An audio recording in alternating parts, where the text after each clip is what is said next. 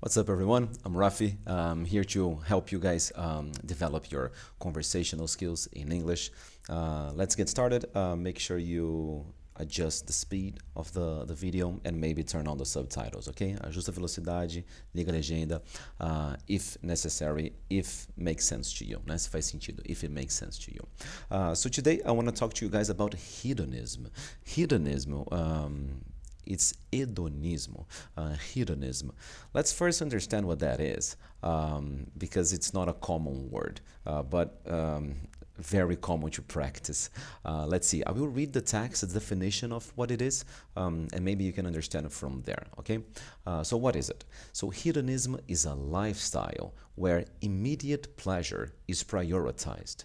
Activities like eating sugary foods, shopping, streaming series, or using social media are preferred over uncomfortable activities like reading a book, exercising, or eating healthy. Okay? So basically, we want immediate pleasure, né? Que é prazer imediato. We want immediate pleasure, like eating unhealthy food, fast food, shopping on the cell phone or at the mall, at the store, just buying things, watching series, watching movies, going on TikTok and Instagram, all these dopamine-rich things, dopamine-rich activities, né? Atividades ricas em dopamina, dopamine-rich activities. We prefer them over uncomfortable activities. Everybody knows we should read books and exercise and eat healthy food, but they're not very fun to do. They don't give us that easy dopamine like the hedonism lifestyle. So that's hedonism. Some people have that lifestyle. They use that as a philosophy for life. Some people, they just want immediate pleasure. They really believe that's what we should do in life, just to seek immediate pleasure. To seek pode ser de buscar, né? Procurar no sentido de buscar, né? Buscar ou procurar o prazer imediato. It really is a philosophy for life for some people, and some people adopt that, or others, I think it's more common, they just use that in specific moments of their lives. So my first question is, in what ways do you practice hedonism? And I would like to answer this question now, just as my students have in class, okay? So the ways that I practice, well, I use social media a little. I really try to limit how much I use it, because I'm pretty sure it's not good to exaggerate on it or to abuse social media. And when I say a little, I mean like, if I use 15 minutes a day, I'm happy. If I use more than 15, I start to feel bad. And then if I use like more than like 25 or 30, I really feel a little regret. Regret is a great word, né? Regret é o arrependimento, né? I feel a little regret, I feel a little bad about the time that I used on social media. So for me, 15 minutes is enough, but it's a little hedonism. Sometimes, occasionally, né? Ocasionalmente, né? Occasionally, I do like to eat some sugary food, high-calorie food. I do like, essa frase que eu acabei de usar, né? Sometimes I do like to eat sugary foods. Quando você coloca esse I do like, é como você quisesse dar uma ênfase, né? No que você gosta. Olha, eu gosto sim, às vezes, de comer uma comida mais açucarada, de alta caloria. Então você pode usar esse do para esse sentido de ênfase. Por exemplo, you do need to exercise. Do tipo, você precisa sim se exercitar. Né? Ou alguma coisa no passado, I did do the homework, né? Eu fiz sim a lição de casa, né? I did call you. Eu te liguei sim, né? A gente usa o sim no português para dar ênfase, né? Então, é isso que eu estou fazendo agora. Pode usar o do, pode usar o did. Então, eu digo aqui, né? I do like to eat sugary foods or high-calorie foods sometimes, but I try to limit that. I always try to balance things, to not do too much of something. Not always easy. We have different phases, vacation, more stressful, more tired phase that we have, a week or maybe a month. But normally I try to keep it balanced. Right now it's very balanced. I'm happy. I'm okay with my lifestyle, and hedonism is used, but in moderation. And then I talk to my students about the consequences of a hedonistic lifestyle. Né? So I would like to read this text to you, make sure you understand it. Let's go. consequences. Living a hedonistic lifestyle can lead to problems like addiction, ignoring important responsibilities, toxic relationships, or bad health and finances. The easy access to dopamine and serotonin in our brain can create long-term challenges. Muitas palavras legais aqui, many interesting words here. The first one, can lead to problems. Can lead to, o lead vem do verbo liderar, mas nesse caso é como levar a. Can lead to problems, pode levar a problemas. Can lead to, né, pode levar a, e daí você pode colocar muitas outras coisas, né? Can lead to problems. Aí tem a palavra addiction, né? É uma palavra não muito comum, eu tenho experiência com os meus alunos de me perguntarem o que é addiction. Addiction seria o vício, né? E addicted seria a pessoa viciada em alguma coisa, né? Social media, food, shopping, many other things. So this is an interesting one. And then the easy access to dopamine and serotonin, né? A dopamina e a serotonina.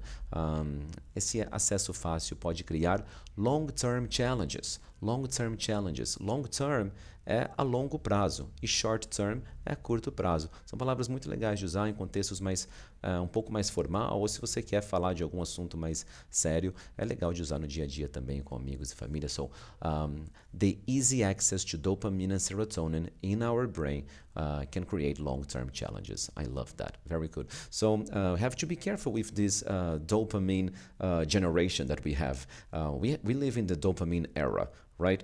Social media, likes and comments and posts and clicks and shopping very easy on our phones, social media and series and streaming movies and all these things. This is all easy access, instantaneous access to dopamine, which is not good because, well, it can lead to addiction, ou vício, né? It can lead to addiction. And then what I would like you to spend more time on is the opposite. So hedonism is one option of a lifestyle or a momentarily option of a lifestyle. But then we have the opposite. The opposite would be Stoicism, to be a Stoic. And I've talked about this in other videos and in my classes. Stoicism is great. I will read a little bit of the definition and how it's different from hedonism. I love Stoicism. Very difficult. It's a challenge to practice and to adopt this lifestyle.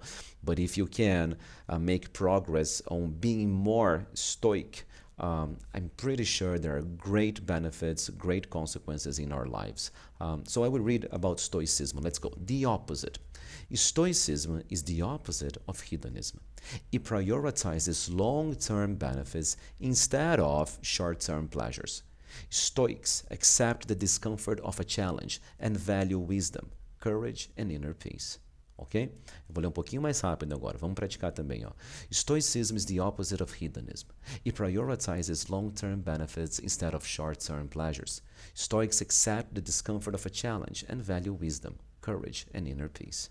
Ok? So first, long-term benefits. Benefícios a longo prazo. Instead of short-term pleasures. Instead of é ao invés de instead of short-term pleasures, né? Prazeres de curto prazo, né? Long-term benefits instead of short-term pleasures, ok? So, Stoics, they value wisdom. Wisdom é uma palavra que meus alunos me perguntam também. Wisdom é sabedoria. Courage and inner peace, né? Que é uma paz interior. Inner peace, ok? So, Stoicism is great. To be a Stoic is a great challenge, but it's definitely one that personally today in 2025, that's exactly what I'm trying to do more. So I'm getting some books, following some people, and trying to develop Stoicism in my daily life. It's a great challenge, but definitely, like every great challenge, great benefits, of course. So I asked a very interesting question on this section for my students, and the question is, what is a difficult thing you are doing nowadays, or you're trying to do nowadays? Because I really believe that everybody should have one challenge in their lives, in all phases, okay? Because it's just how we grow. in how we face adversity, and we grow better skills, and we learn, become more mature, que é mature é amadurecido, né? Nós amadurecemos, né? We mature or we become more mature. And I asked the students, what is a difficult thing that you are doing nowadays? And I invite you to think about it, like what is something difficult you are doing today? What is a challenge that you are facing, né? Que você está enfrentando, né? Desafio que você está enfrentando. A challenge you're facing. And I have a few. I am trying to get back to reading many books and not just 4 or 5 in a year. I want to read a book a month again because I used to. I have 2 kids. That's a great challenge, and one of them is very small. The smaller the kid, the bigger the challenge. The smaller the kid, the bigger the challenge, né? Quanto menor a criança, maior o desafio. And I have my daughter today, and I'm also this is one of my challenges for this year that I'm trying to do. I'm making these videos, trying to reach more people and to educate more people. That's my goal, to educate more people. In the meaning of helping, of course, because that's what makes sense to me. And then the exercise, it's not a difficult thing. I do exercise, but it's something that many people tell me that they are doing, that it's difficult.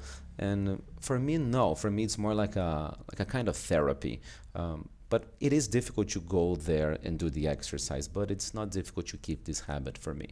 But that would be a great example for you guys. And that's it.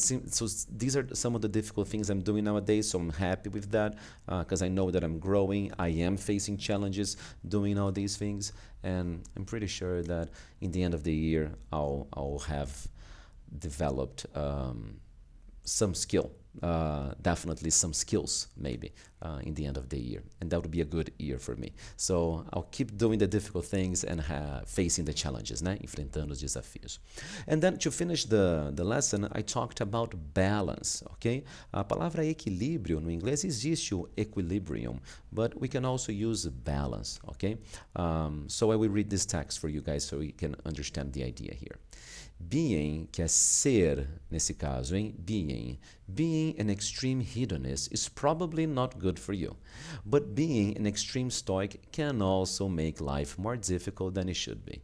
Maybe the key is balance, finding the perfect spot between the 2 philosophies, okay? So definitely, I would like to be a stoic, and I think the more stoic you are, I think it's better, but maybe not like 100% stoic. Maybe to have a little hedonism in your life, maybe that's a good thing. So I actually put on a scale, né, numa escala, né, na spectrum, né, num espectro. I love to use spectrums, né? Tô sempre usando espectros na minha aula. So between hedonism in one end and stoicism in the other end, né, numa ponta e na outra ponta, né? In one end, a gente chama de end, de fim, no inglês. In one end hedonism, in the other end stoicism, and then you have all the sections in between them. So I put myself on number 5 that I would like it to be, that I believe is a good spot to live life. It's on number 5. So Stoicism is definitely the priority in your life, but you do have some hedonism sometimes, ok? So, então o estoicismo é a prioridade, mas às vezes um pouquinho de hedonismo, um pouquinho de prazer imediato, it's also good, maybe, ok? Balance is the key, ok? O equilíbrio é a chave. And then I also asked the people where they are today. So not only what is a good spot, but also where are you today? And then we discussed if we want to move in one direction or the other. And then when people do want to move in one direction, then we have a conversation on what do you need to do to move in that direction. So maybe create an action plan, actually, or maybe create an intent, né, que é uma intenção. To make a difference, to do something about it. I think it's very valid to make these plans in my classes. My priority is to teach English. That's why people come to me. But honestly, that's like my trick. That's like my hook, like my bait, como se fosse uma isca, né? I like to teach much more, or to share much more, and to learn much more, because then I can learn from my students, which is the best, which is why I love doing this. Okay, so very good. So that's hedonism today, and a little bit of Stoicism. I do have one class. Olha só, eu tenho sim uma aula sobre estoicismo, né? I do have one class specifically about Stoicism. Maybe one day I'll make this video about that for you guys to get acquainted with Stoicism, né? Para ficar melhor familiarizado com o estoicismo, ok? Guys, thank you very much for watching. Don't forget to like the video and maybe share it with other people that are studying English and they would benefit, né? Eles se beneficiariam, né? They would benefit from watching this. And thank you very much for your attention, and I hope it helped, and I'll see you on the next one, okay? Bye-bye.